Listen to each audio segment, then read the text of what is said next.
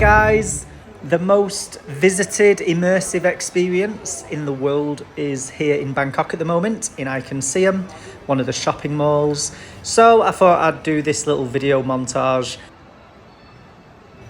The exhibition's here until the end of July. The cost is 1,000 baht, so $30, 27 euros, 23 pounds. Half price for students, which I managed to blag because of my master's degree. It's also the same price whether you book in advance online or turn up on the door.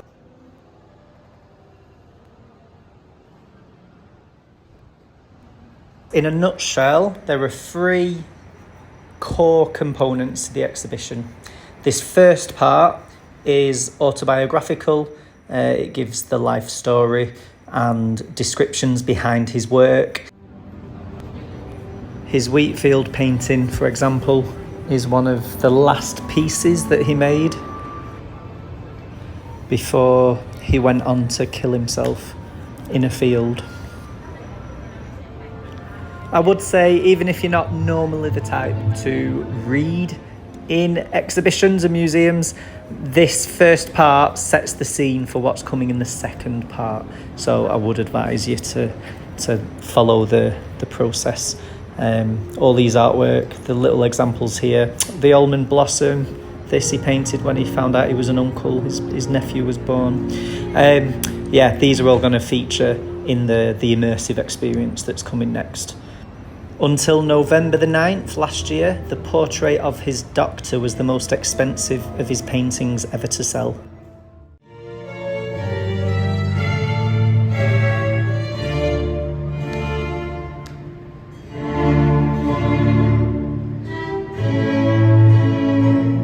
So this is the main hall, the second of the three parts.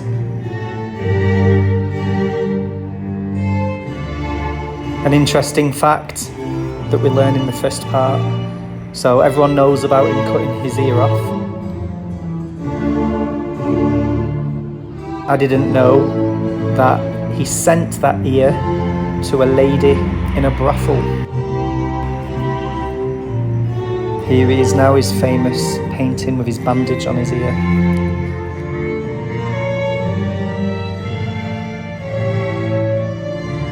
This part of the exhibition runs on a loop. It lasts 40 minutes, 40 minutes. 3,000 pieces of artwork get shown in chronological order from when he first started painting until his last. These ones, for example, are not to my taste. They never really have been. I'm not a fan of still life. Oh, but this is what I'm here for. Look at that.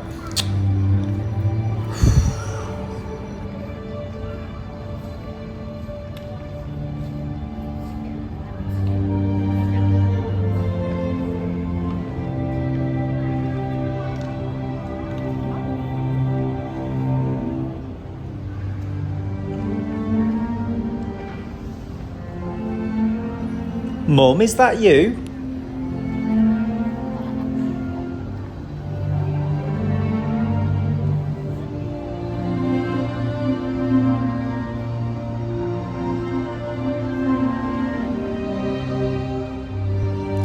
Here's a shot from another angle. I've watched this from two different places, like 2 times now. And I could happily sit here again for a third and a fourth time. Really is fascinating.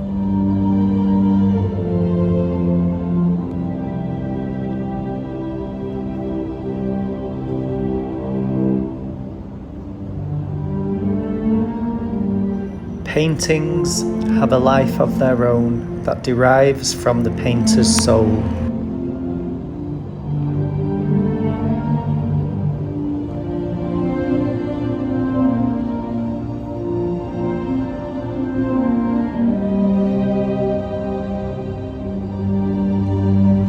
A great fire burns within me, but no one stops to warm themselves at it, and passers-by only see a wisp of smoke.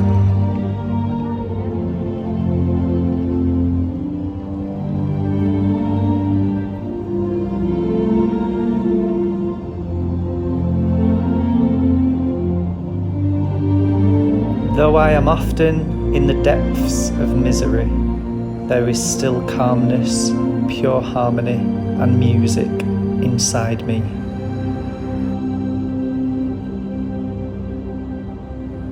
Now we experience his work that he created when he lived in Paris.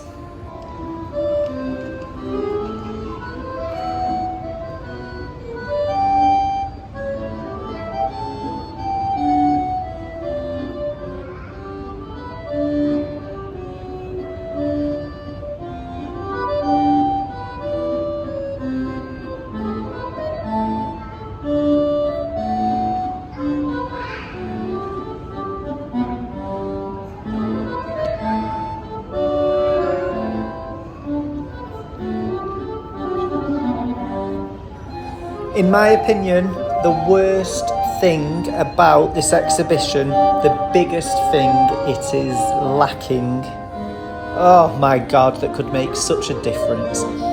If I would pay 4, 5, 6 times more money than what it cost for the ticket price, if, especially at this point, they had some nice chairs, some nice tables, maybe some little gazebos or umbrellas, with wine, some red wine, some French wines. Oh, how priceless would that be?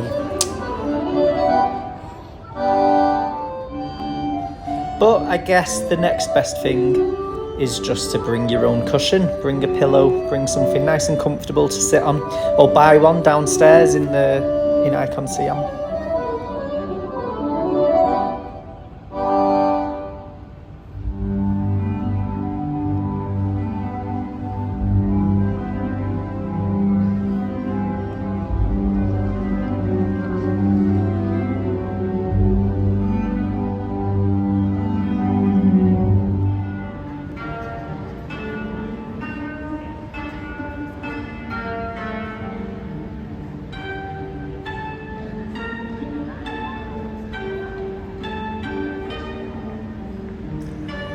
He and his brother loved and collected Japanese art, apparently.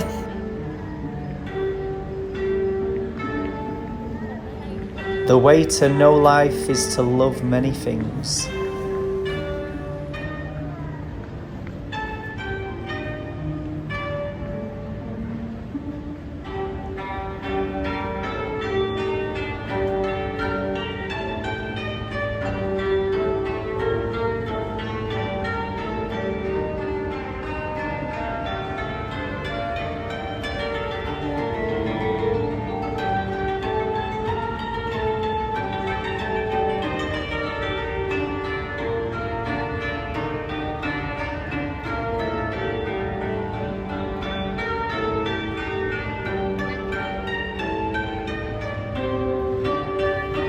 Ooh, another tip.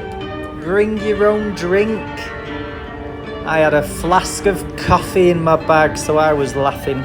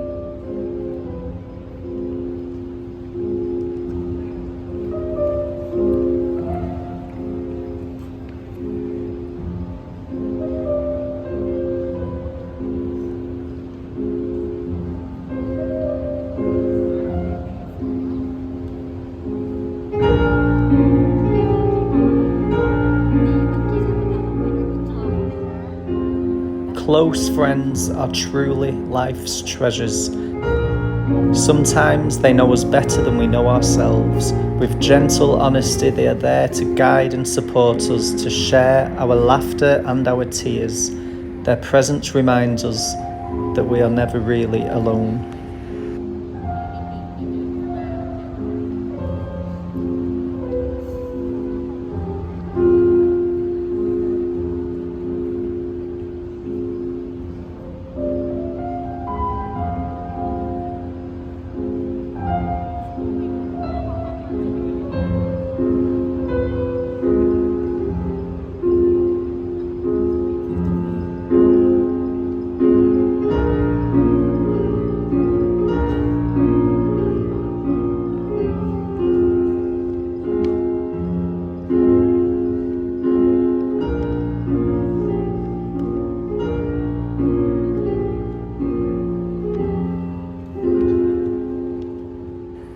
And on to the final chapter in his life, 1890.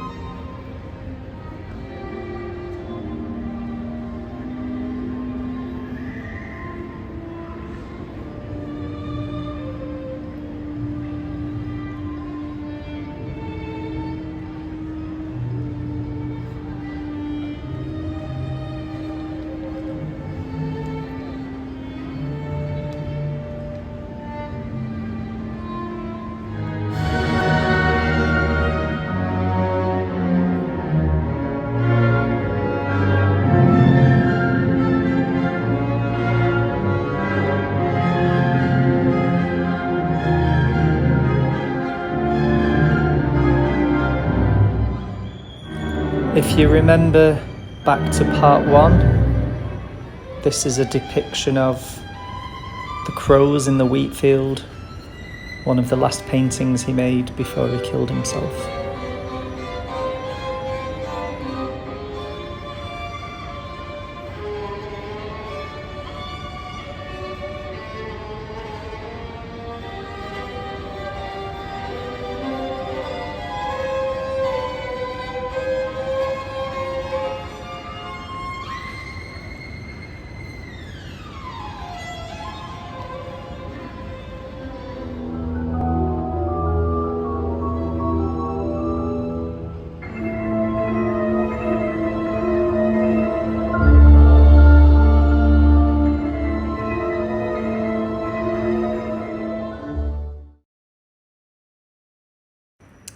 So Van Gogh wrote many letters during his life.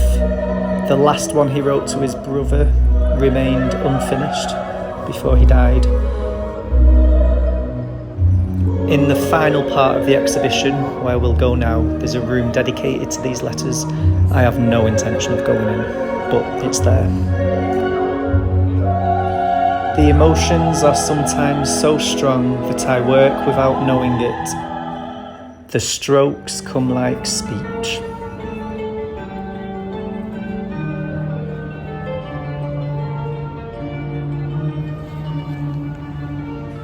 The third and final part is very much about stepping into the picture if you've got kids or are keen to step in yourself. The first set was the crows in the wheat field. This one is Starry Night, which, by the way, is said to be the view from his ground floor room in the insane asylum.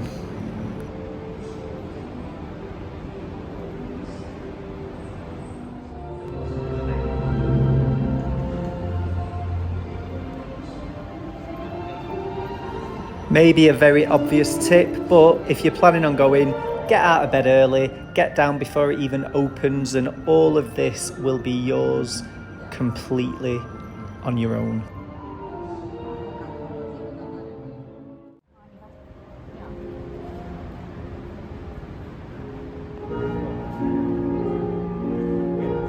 timed drawing tutorial.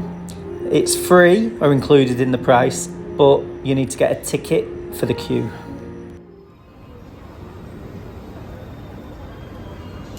Oh, the coffee shop is designed as his night cafe painting, which is cute.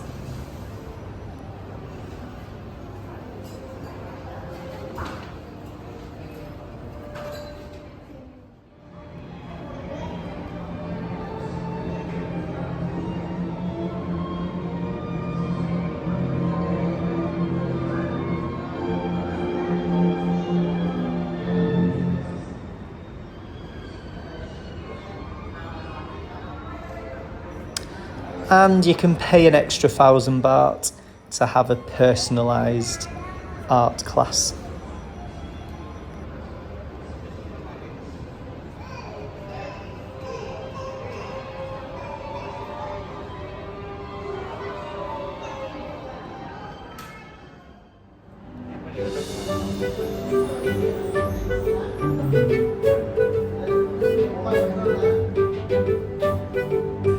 And lastly, you can get your own Van Gogh portrait of yourself to take away. They say it's AI generated, but I think they're just jumping on the bandwagon with that bit. Regardless, here's mine. Am I a masterpiece? Ooh. And here's my souvenirs as well. Starry Night mug and placemat with some canvas and papers. Look at that sexy handle. Anyway, that is everything from me today. Thank you for joining me. Do subscribe if you would like me to make more things like this. I've always had the attitude of enjoying experiences rather than recording them, but now I have a sexy new camera. That opinion has changed. Now to finish with a final quote. I have walked this earth for 30 years and out of gratitude want to leave some souvenirs. Well, Vincent, that you have. Over and out.